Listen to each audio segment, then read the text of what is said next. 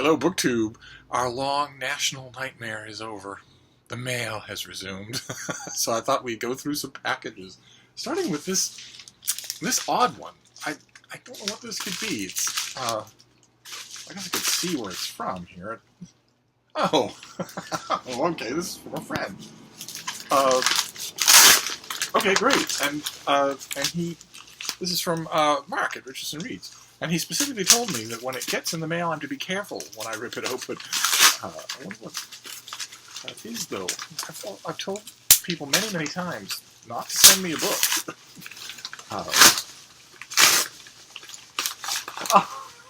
Oh my god. He was serious. The other day on his channel, he mentioned that he got the latest issue of the New York Review of Books, and I hadn't got it yet, and I whined and complained in his comments field about why I didn't have it when he did. And he said, well, I'll just send it to you. And I thought he was joking. And here it is. There's a New York Review of Books. Okay. That's very nice. And of course, what's the first thing we do with the New York Review of Books, the New York Times, the London Review of Books? What's the first thing we do? You might think, look at the table of contents, see if there's anything of interest that you want to read. No. No.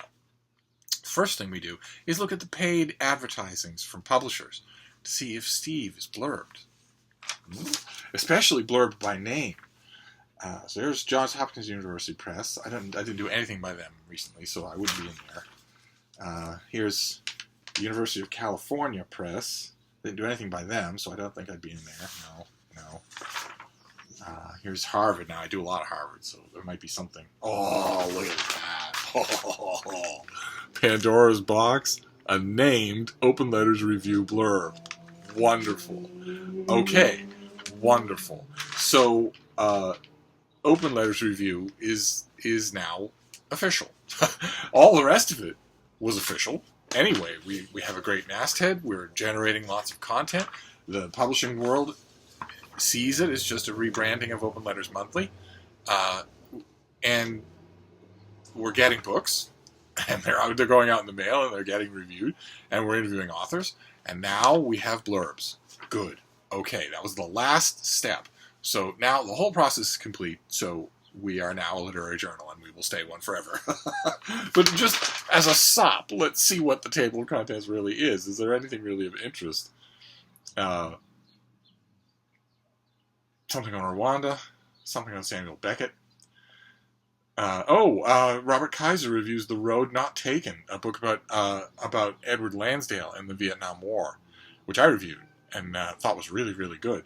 If I remember, I'll leave a link to my review down below if it's available. There's the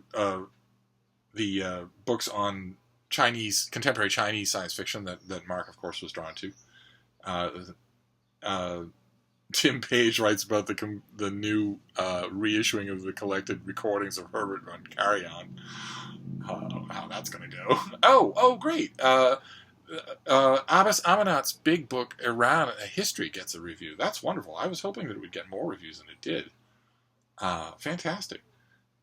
Jenny Uglau's book on Edward Lear gets a review. Alexander Waugh reviews something by James Pope Hennessy called The Quest for Queen Mary. James Pope Hennessy wrote the official biography of Queen Mary, and it's incredibly good. It's really good on the surface as an official biography, and it's also really good if you dig in. There are a lot of very subtle barbs that typical of barbs in the animal kingdom. You don't feel them going in. They only hurt if you try to pull them out. I think it's a masterwork of biography. And apparently this is... I probably know what this is. This is probably his interviews. The vast amount of interviews that he did. He went everywhere to interview everyone about her, preparatory to writing his book. And he told everybody that he left a lot out. That for political and personal reasons, he left a lot of material out of his book. I bet that's what this is.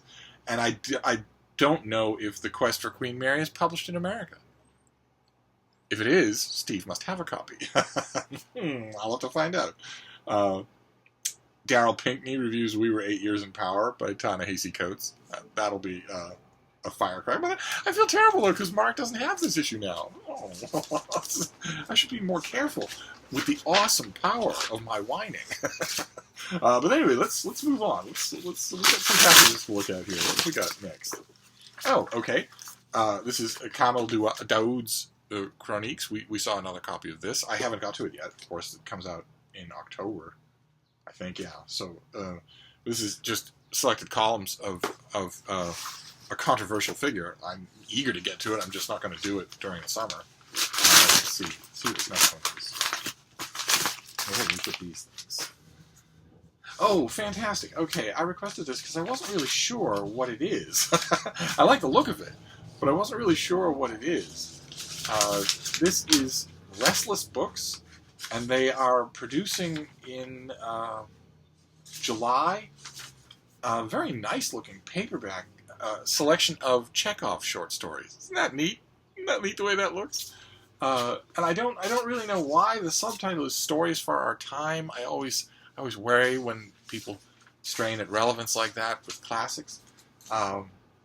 Let's see here. Dear Steve, everything you know about Anton Chekhov is wrong. That's not a particularly promising way to start a pub sheet if you're writing to a 450-year-old veteran book reviewer know-it-all. I assure you, nothing I know about Anton Chekhov is wrong. Let's see what you mean by that. That's the way that Boris Fishman, the celebrated Russian immigrant author of A Replacement Life, begins his enthralling introduction to this new collection of Russian masters' stories, the first in a decade. Is this really the first collection of Chekhov in a decade? Wow. It's the fourth title in our line of restless classics, great books from the past that still speak to our time and place with new introductions and original illustrations. Fantastic. Fantastic. Okay, so this is even better than I thought it would be. This is, and look at that. It is. It's got illustrations. It's got a new introduction. Oh, all right. Well, then I always think that saying this particular classic author or that particular classic author is especially relevant to our own times is a little bit cheap. It plies into the solipsism that's just natural for readers, but it isn't true. It's almost never true. But I don't care. If it's this nice, I don't care. But now, of course, I want to know what are the other... Okay, this is just in case those of you... I'm sure it's only Olive that cares, but just in case the rest of you are interested, it's the Constance Garnett translation of Chekhov. So they didn't go out and get a new translation. Her translation is wonderful. They didn't need to. They just give it a new introduction by Boris Fishman. But now, of course, I want to know what the other books in the series are, and whether or not I can have them. So it doesn't say here, so I'll just have to find out. All right. Okay, great. So did I say this has a date in July? Yes. Yeah. Okay. This has a date in late July. So all of you, all of you fiction titles coming out in July, you now have some serious competition. There's not a single man jack of you who's fit to polish Chekhov's shoes, so good luck. Chekhov is in the pool for July. That's bad. The rest of you should get out. Just let him wallow around. Wow, a new edition of Chekhov. That's fantastic. All right, let's see what we have here. What is next? Oh, goodness gracious. It's a slim volume of poetry. An advance. This is Laurie Patton's House Crossing. Extremely slim. Where among the serried ranks of my booktube watchers is my poetry reviewer? Where are you? Why have you not come forward? Why are you all wanting to review Life in the Garden instead? I mean, don't get me wrong. I'm glad that I have so many nonfiction lovers. But where's my poetry reviewer? I get contemporary slim volumes of incomprehensible poetry all the time, and I don't have a reviewer for them. And it's one of the few things where I completely admit I am not that reviewer. I will occasionally do it if a volume inches towards making some kind of sense to me. But as far as I'm concerned, poetry ended with Longfellow. So if you're out there, and provided you live in America, because I'm not going to send packages to rural New Zealand every week, feel free to send up a flare. I could load you with books. Okay, the inspiration for this poetic cycle is Bachelar's The Poetics of Space. Oh my. Oh goodness gracious. Okay. As the poet writes in her introduction, our 21st century lives are such that we have become less and less shaped by our dwelling places. In that light, Bachelar's words seem particularly salient. Quote, the virtues of shelter are so simple, so deeply rooted in our conscience that they may be recaptured through mere mention. Well, maybe it was more comprehensible in the French. That's ever happened. So, all right. So, a slim volume of poetry. We'll move on here. What is this next one? What have we got here? Oh, very nice. Okay. This comes out in September. It is a pet favorite subject of Steve, and I can't wait for it. This is by Elanor Parker, and this is Dragon Lords, the history and legend of Viking England. And Elanor Parker is a lecturer of medieval English at Brasenau in Oxford, and she writes an acclaimed blog in her guise as a clerk of Oxford. Huh. I didn't know she had a blog. I wonder if she's interested in doing a review or two. For Checky Poo. Why did the Vikings sail to England? Were they indiscriminate raiders motivated solely by bloodlust and plunder? Yes. Oh, but we have a whole rest of the dust jacket to read. I guess we're not supposed to answer that factually. Oh, let's see. One narrative, the stereotypical one, might have it so. Yes, also all the narratives of their victims and all the narratives of the Vikings themselves. But, what do they know? But locked away in the buried history of the British Isles are other, far richer and more nuanced stories. And these hidden tales paint a picture very different from the ferocious pillagers of popular repute. Elanor Parker here unlocks secrets that point to more complex motivations within the marauding pagan army that in the late 9th century voyaged to the shores of eastern England in its sleek, dragon-prowed longships. Okay, I'll gladly listen. I'll gladly read it. Absolutely. I think I'd be willing to bet my last Boston cream pie that what was it? More complex motivations, I would be willing to bet that when I read this, those turn out to be ex post facto. I'd be willing to bet that she looks at the fact that some Vikings settled, made farming communities, became traders, and didn't go roving again, didn't go back home, as indications of more complex motivations, when that would not be true, right? That would be a complex result. The original motivation to get in a ship, cross the icy sea, and hack the heads off monks would still have been the same, which is simple pillage. But who knows? I could be wrong. We'll see. I love reading Viking books, and this is very, very enticing. All right, let's move on here. We're almost at the end. Not a big way to start. We'll start off nice and slow. Oh, goodness. Oh, great. Okay. We saw the advanced copy of this, and I read it and loved it. It's fantastic. It comes out this month. It looks like it's had a retitling, which is a little strange. It's by Matthew Polly, and it started out just called Bruce Lee, but now it's called Review Copy Not for Resale, which doesn't seem to speak to the master's life and art at all. But boy, is it beautifully produced. Look at that. There's the back, and look at the end papers. Isn't that awesome? I read it. I loved it. I can't wait to sing its praises. This is one of many, a theme in biographies in 2018 is that I'm being most pleased by the most unusual biographies, the ones that aren't dead Kennedys, dead kings, and dead Roman emperors. That's very strange for me. But it's true. It's absolutely true. Most of the highlights so far in biography reading in 2018, and I'm reading now in October, have been things that I didn't see coming. I wouldn't have expected to like them as much as I did. Sports biographies, Hollywood biographies, philosopher biographies. It's been very nice, very enjoyable. Yeah, this comes out in early June, right around the corner. Might be in bookstores now. I haven't looked. And in this book, journalist and best-selling author Matthew Polly has written the definitive account of Lee's life, featuring dozens of rarely seen photographs, following a decade of research that included more than 100 interviews with Lee's family, friends, business associates, and each of the actresses in whose bed, and even the actress in whose bed Lee died. Polly has constructed a complex human portrait of the icon, despite what you've just heard, despite the fact that the concentration is on whose in flagrante he was delectoed in, and also all the pretty pictures. I can personally attest that the author does a magnificent job. This is an incredible reading experience, even if like myself, you're not all that particularly interested in Bruce Lee. It doesn't matter. The whole thing about terrific first-rate biographies is that it shouldn't matter. And this year is really teaching me that. It really is. So this is great to have a finished copy. I kind of thought the finished copy would be bigger than this, because this is one of those weird instances where the finished copy seems smaller than the advanced copy.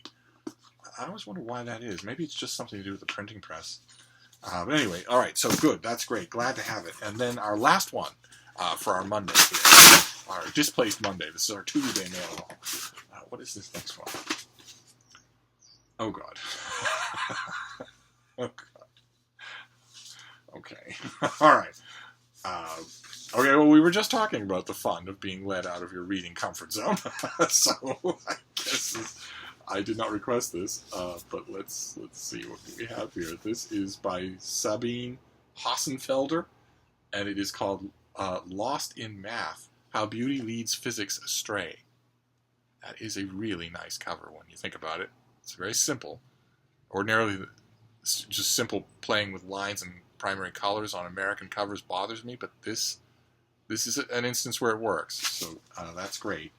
And I guess if I'm saying that, I should find out if I can say who gets the credit. The jacket design is by Anne Kirchner. I'll have to look her up. Okay, great. And who is Sabine Hossenfelder when she's at home? She's a research fellow at the Frankfurt Institute for Advanced Studies and the author of the popular physics blog Back Reaction, another blogger. And she lives in Heidelberg. Lucky her. Okay, great. And okay, what is Lost in Math? This comes out in mid-June. For the past 4 decades, physicists have told us that they knew where the next discoveries were waiting. They built accelerators, shot satellites into space, and planted detectors in underground mines.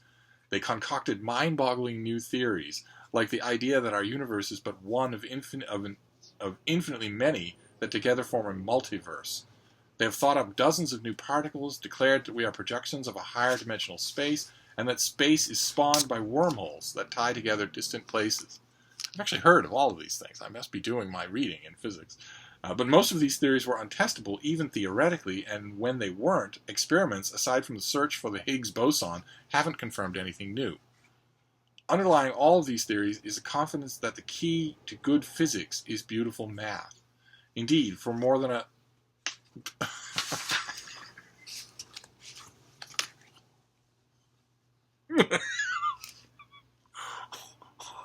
Somebody joined me. I don't know what she's fussing around for. Oh, isn't she adorable, though? Oh, I actually do know why she came up here. Because she's smelling the smells of small-town Vermont on the New York Review of Books. That's why it's got her attention. That's hilarious. Maybe she even remembers them. She's actually been to that little farmhouse on a dirt road. It could be that she's remembering them.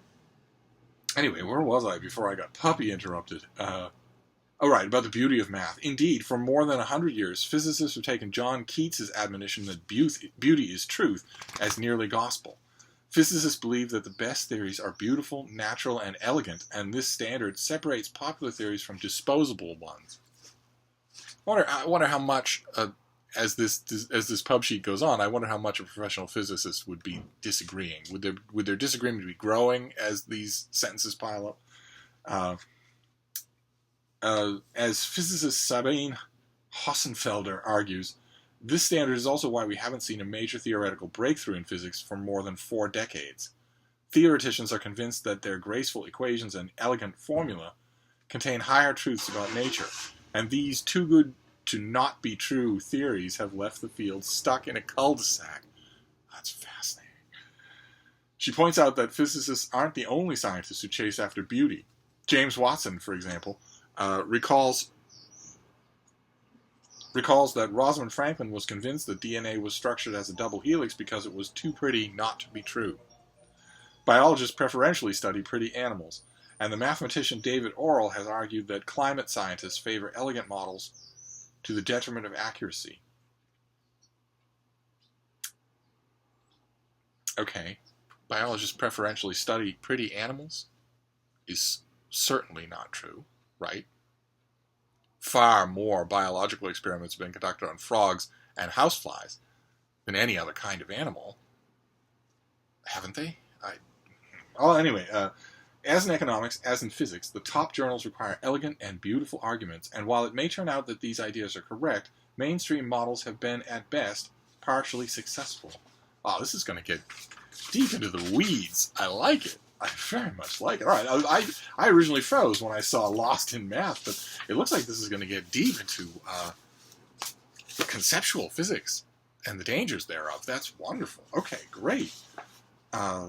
Okay, fantastic. So this is, I did not request this. Didn't even know this was coming out. And this is right around the corner. This is June 12th is the technical release date, so that's plenty soon enough to warrant me reading this thing tonight. And that's exactly what I want to do now. All right, so we've got Lost in Math. We've got review copy not for resale, formerly titled Bruce Lee. We've got Dragon Lords by Elanor Parker. We've got House Crossing, a slim volume of poetry that I would very much like to mail to a conscientious critic. We've got Chekhov, Stories for Our Time, a fantastic new collection of Chekhov stories. And Kamel Daoud's Chroniques, his collection of columns. And the new New York Review with my name printed in it, which is nice. That's a weird feeling. I don't think I'm ever going to get used to it. It's weird to know that the subscription for this thing, which goes all over the world to every continent, has my name printed in it. That's kind of nice. That's kind of nice. All right, so that's it. That is the first mail haul of the week, delayed because we had a federal holiday. But I'm going to wrap it up for now. I will try to leave the links that I've nattered on about down below, and I'll see you soon. Thank you, BookTube.